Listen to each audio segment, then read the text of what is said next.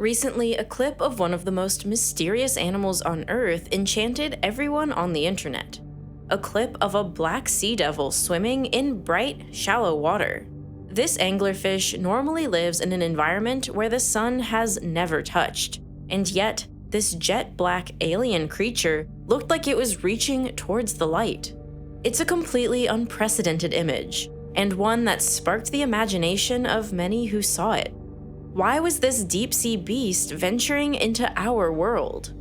The black sea devil, also known as a humpback anglerfish, typically inhabits depths between 200 and 2,500 meters. And like all deep-sea anglerfish, it looks profoundly eerie.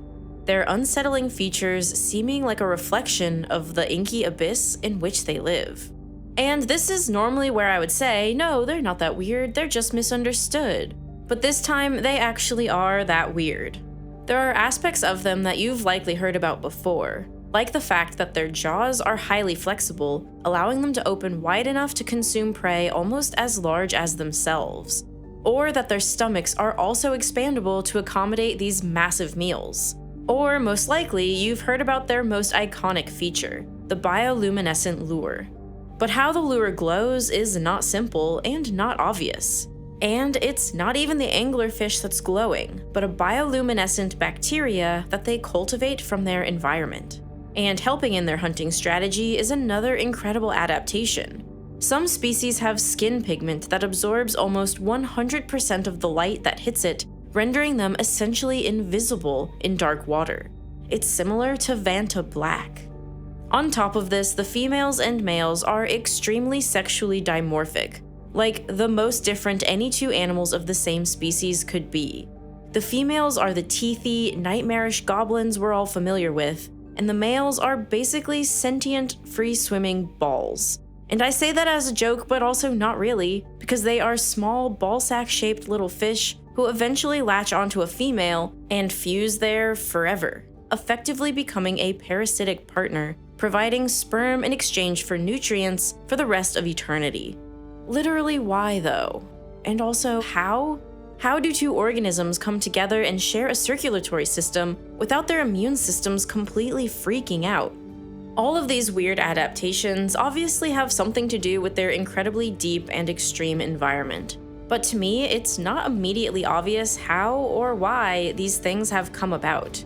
How is their skin one of the blackest natural materials on Earth? And how do they find or cultivate glowing bacteria? Why does becoming balls help your species survive the deep sea? And why did that one specimen come up to the surface? The black sea devil is just one of about 300 known anglerfish species. The anglers make up the group Lophiiformes, most of which share a peculiar mode of feeding that involves an appendage that acts as a luring apparatus. We might be the most familiar with the ones that look like the black sea devil thanks to Finding Nemo or Planet Earth type films, but there is so much variety.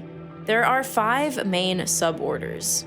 There's the goosefish suborder, which includes monkfish, which is the freaky and delicious guy you might sometimes see at the fishmonger.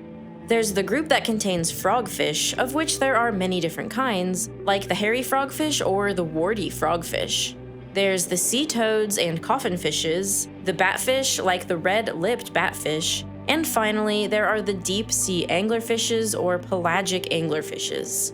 Scientists believe that the ancestors of deep-sea anglers were shallow-water fish who invaded the deep sea during a period of extreme global warming and major ecological changes.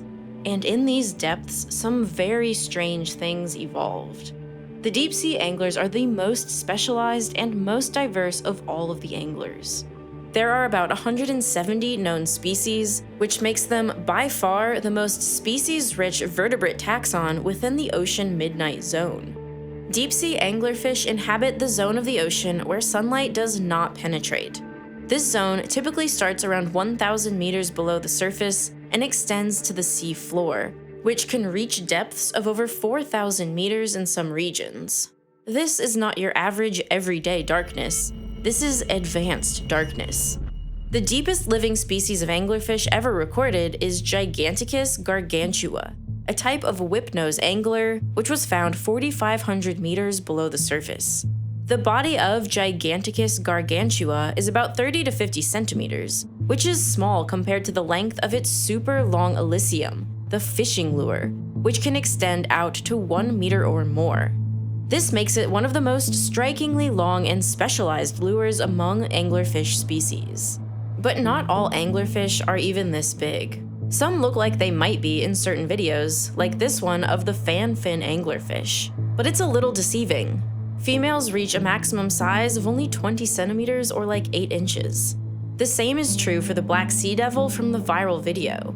It surprised me how small it is. Adult female black sea devils typically grow to a length of around 20 to 25 centimeters or like 8 to 10 inches. This one seems like it was more like 3 or 4 inches at most. This is the specimen seen swimming to the sun, now in a jar. As you might have guessed, it didn't make it. One theory as to what happened is that the fish was sick or injured, unable to maintain its normal depth. Or it may have been fleeing a predator or got swept up in an unusual current. Or if we want to be anthropomorphistic optimists, it knew it was dying and wanted to see the sun for the first and only time. But whatever the reason for its swim to the surface or its death, it's provided scientists with an incredible opportunity to study this rarest of deep-sea creatures. One thing you'll notice is that the elysium of the black sea devil is relatively short compared to some other deep-sea anglerfish species. The elysium is a modified dorsal fin spine, which extends from their heads like a fishing rod. At the tip of the elysium is the esca, or the lure. And there's something special about the lures of the deep-sea anglers. Most of them are bioluminescent, while the lures of the other Lophiiformes anglers are not. The escae of the deep-sea anglers are therefore a lot more complex. At the heart of the lure is the bioluminescent bacteria, which produce light through a chemical reaction. These bacteria are typically part of the genus Enterovibrio. The bacteria contain a light-emitting molecule called luciferin and an enzyme called luciferase. When the luciferin reacts with oxygen, it produces light. But how do the bacteria get in there in the first place? The process begins when free-living bioluminescent bacteria in the ocean are attracted to chemical signals released by the anglerfish's esca. Once the bacteria are near, they enter the esca through specialized pores or ducts. Inside, the anglerfish provides a nutrient-rich environment with a stable supply of oxygen and other compounds that the bacteria need to thrive. In return, the bacteria produce light, which the anglerfish uses to lure prey in the dark depths of the ocean. It's an incredible symbiotic relationship. This type of glowing sounds kind of simple, but the thing is, an anglerfish does not necessarily want its esca to glow constantly and in all directions. It needs to direct and control the glow to maximize its effect as a lure, and also to not shine too much light on its menacing, waiting open mouth. So although anglerfish can't directly turn the bacteria on or off, they might influence factors like oxygen supply to the bacteria, indirectly affecting light production. On top of this, they can direct the light through what is called a light guide. This is a specialized structure that directs and controls the emission of light produced by the bacteria. It functions similarly to a fiber optic cable or a lens, channeling the light outward in a focused manner to maximize its visibility to prey. The esca also contains reflective tissues that help focus and direct the light outward.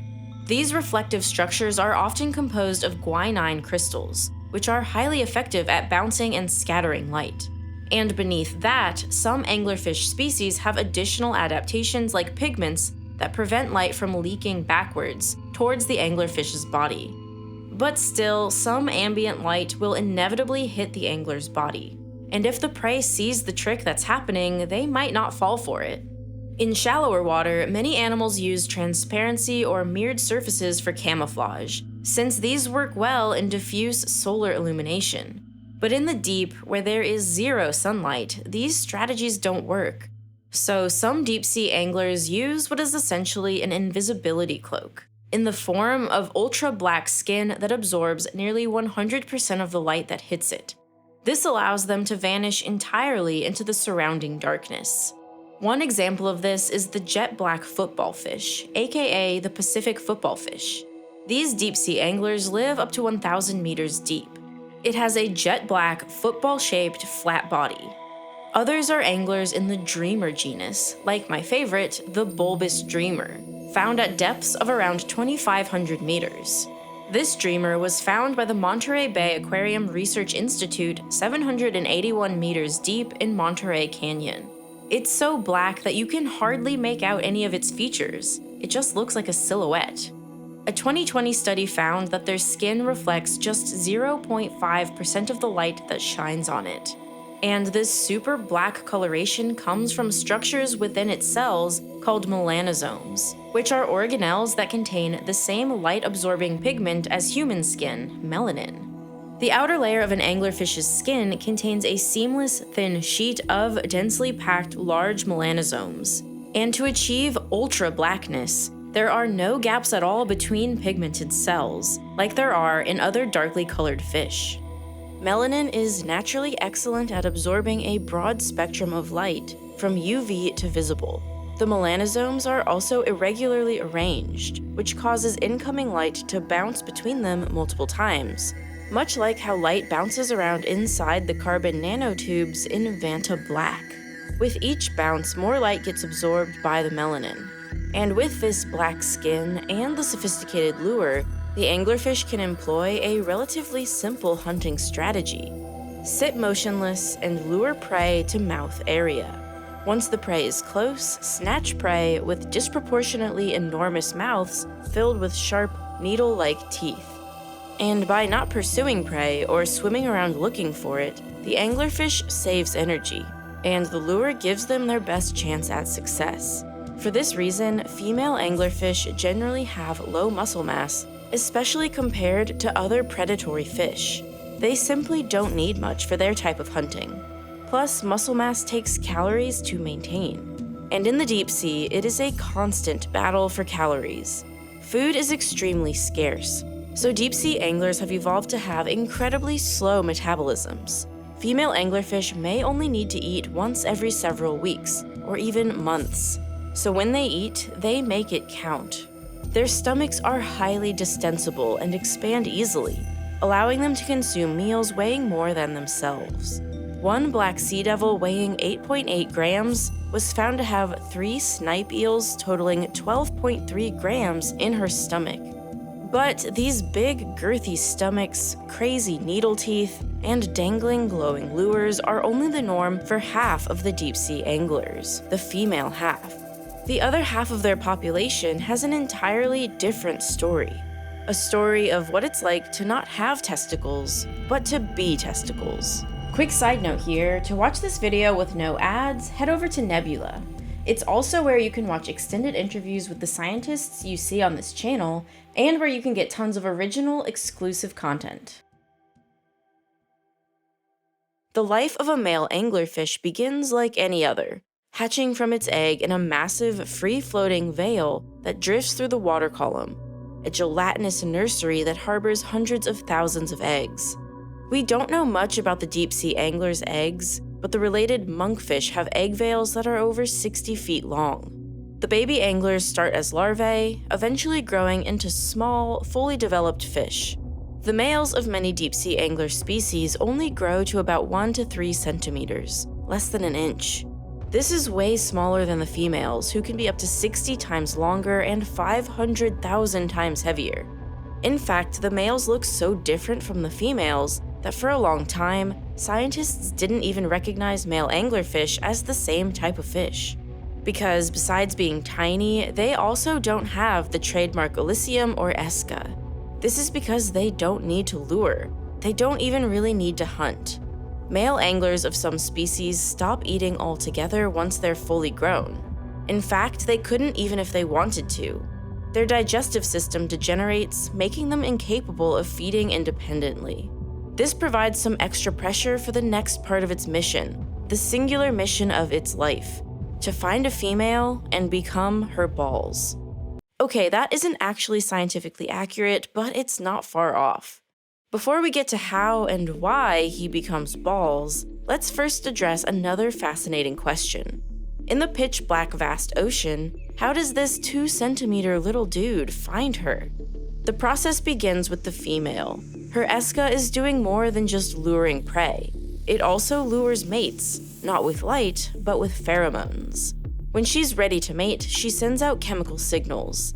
These pheromones drift through the deep sea and act as a homing beacon for males. The males have extremely well-developed olfactory organs that can detect traces of these pheromones from great distances. He also has surprisingly well-developed muscles to be able to reach her, and large eyes optimized to detect faint traces of light from her esca as he gets closer. Once he spots her, he prepares for the most important moment of his life. He swims closer and bites into her and releases an enzyme that digests her flesh and also fuses the skin of his mouth to her body. They fuse so completely that even their circulatory systems merge. Over time, the male atrophies and ceases to exist as an individual. He loses his eyes, digestive organs, brain function, and everything else not related to reproduction. He becomes an appendage, essentially a pair of gonads. His body releases sperm to the female in response to her hormones, triggering egg release for the rest of both of their lives. So is he balls? Kind of, in the sense that he's become an organ that just provides sperm. But maybe not so much balls in the sense that the female now has her own pair and is self-fertilizing her eggs. And also making them less like the balls we're used to is the fact that a single female deep-sea anglerfish can have up to 8 males attached to her at once, maybe even more. And perhaps the more nagging question I have is, does he still exist? Or is becoming balls the ultimate self-sacrifice for the benefit of his lineage? Or is he the ultimate freeloader getting all of his life-giving nutrients from a more capable woman? Does he still have a consciousness? Is his consciousness uploaded to hers? Okay, I am joking about some of these questions, but when two individuals become one, it's hard not to wonder about some existential ideas. This whole strange arrangement is called sexual parasitism, and it's really f***ing weird. And if you're wondering why this happens though, me too. The answer to this is actually pretty simple. Sexual parasitism ensures that when the female is ready to spawn, she has a mate immediately available. In the deep, it's exceedingly hard to find a member of the opposite sex. So rather than have to do it over and over again, they just do it the one time. So this sort of leads to a different question. If sexual parasitism is so effective for deep-sea anglers, why don't other deep-sea fish do it? One reason might be that deep-sea anglers had an evolutionary head start, with strong sexual dimorphism evolving earlier for other reasons. It's feasible to imagine a scenario where this behavior began by males sort of just congregating around a female, sticking with her for his entire life. Maybe he would latch on for efficiency's sake, like a remora. From there, it's not so hard to imagine him deciding to just latch on and easily get nutrients forever. However, it's still a pretty extreme thing to do. In sexual parasitism, the male gives up everything: vision, independence, organs, and even a brain. Other deep-sea fish may have evolved different but successful strategies that didn't need to take the parasitic route. And there's one more thing that might be the key thing that makes it so unique, and also is my final remaining question about it all. Most animals could not tolerate an entire organism latching onto their bodies like this. Humans can't even easily accept an organ donation without a massive immune rejection response. How can an animal accept an entire additional animal without its immune system rejecting it? At the heart of an immune response are major histocompatibility complex, or MHC, antigens. They are proteins found at the surface of cells and alert the body when there are foreign invaders present, like viruses, bacteria, or even transplanted organs. This is part of an animal's adaptive immunity, the part of an immune system that learns and remembers specific pathogens so it can fight them more effectively the next time they show up. It's like the immune system's SMART branch, built for long-term defense and precision attacks. So in 2020, scientists decided to try to understand the MHC antigens of anglerfish to see how they could tolerate such extreme tissue donation. And what they found was that deep-sea anglers just didn't have these antigens. So the scientists moved on to investigate other parts of their adaptive immunity, like killer T cells. These are the cells that kill the infected cells after they send out their alert. And in deep-sea anglerfish, their function was almost completely lost. The scientists then looked towards the anglerfish's antibodies, produced by B cells in normal adaptive immunity. And you guessed it, in some species of deep-sea anglerfish, these were missing altogether. These anglers seem to start out with the genes for these systems, but then they get turned off. So their adaptive immune system is essentially gone or non-functional, which is pretty mind-blowing, since scientists have long believed that having an adaptive immune system was a defining part of being a vertebrate. And isn't foregoing an immune system a death sentence? In humans, losing immune functions like this would be considered fatal immunodeficiency. The anglerfish have to have some way to defend against infection. Scientists believe they likely have enhanced innate immune system function, which relies on non-specific defense like inflammation, fever, and general white blood cells.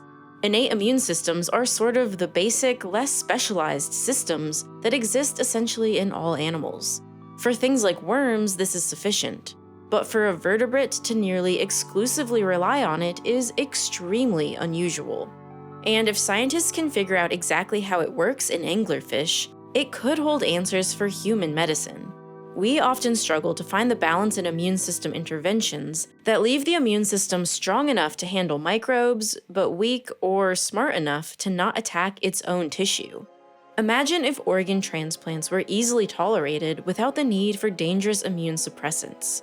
Or if people with autoimmune diseases like lupus could have those harmful self-attacking immune responses stopped.